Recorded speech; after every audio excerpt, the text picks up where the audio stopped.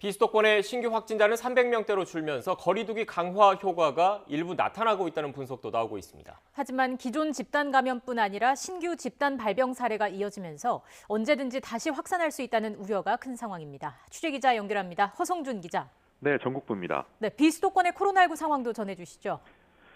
네, 오늘 0시 기준 비수도권의 신규 확진자 수는 389명입니다. 사흘째 500명대를 기록하다가 300명대로 내려온 건데요. 전국 지역 발생의 29.2% 수준으로 한 달 반 만에 30% 아래로 떨어졌습니다. 일부에서는 비수도권의 거리두기 강화 효과가 나타나고 있다는 분석이 나오고 있습니다.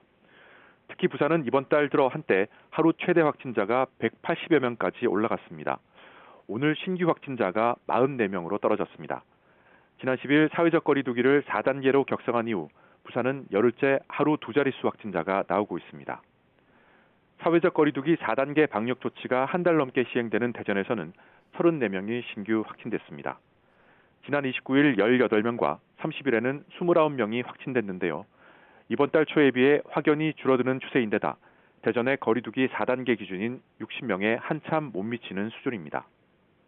이렇게 비수도권의 확진자 수가 전체적으로 줄긴 했지만 아직 안심하기는 이릅니다. 기존 집단 감염 발생 지역에서 여전히 확산세가 이어지고 있습니다. 대구에서 신규 확진자가 51명으로 집계됐는데요. 이 가운데 14명은 집단 감염이 발생한 대구 가톨릭대 병원과 관련이 있습니다.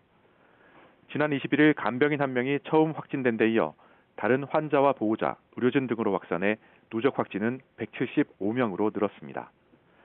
대구 서구의 한 고등학교에서도 확진자가 3명 추가됐습니다.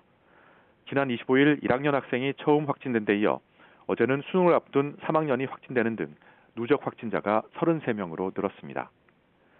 경남도 56명이 신규 확진됐습니다. 특히 진주의 외국인 모임과 관련된 확산세가 거셉니다.